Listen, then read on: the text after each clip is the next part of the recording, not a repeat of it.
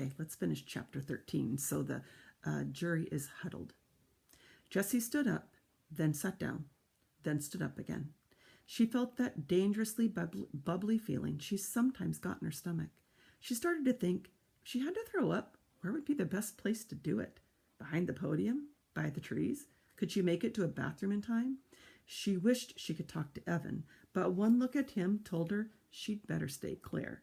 His mouth was clenched so tight it looked like he would bite through his own teeth.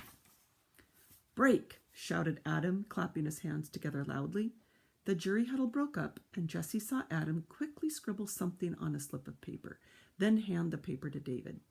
"All rise to hear the verdict of the jury," said David. Everyone stood. Jessie held her breath. Jessie felt her breath catch in her throat. She tried to swallow, but it was as if the muscles in her neck were paralyzed.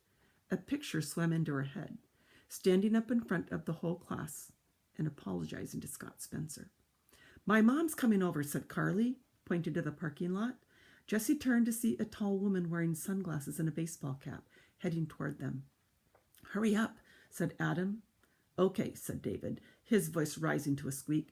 "I'm supposed to say all this official stuff, but I'll just read the verdict out loud. The verdict is not guilty." "Yes!"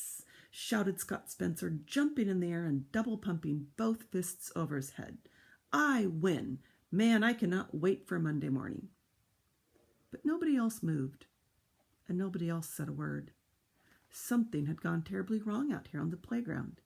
In the shade of the elm trees, away from the scolding eyes of teachers and parents, the kids in the class had created a court all their own and followed all the rules, but somehow had come out with the wrong answer.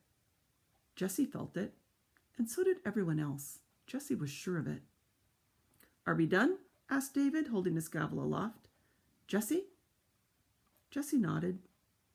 "The court is adjourned," David said, and hit the gavel once on the wooden block, just as Carly Brownell's mother came up alongside her daughter. "What are you kids playing?" she asked. "Nothing," said Carly. She picked up her book bag and headed for the parking lot with her mother.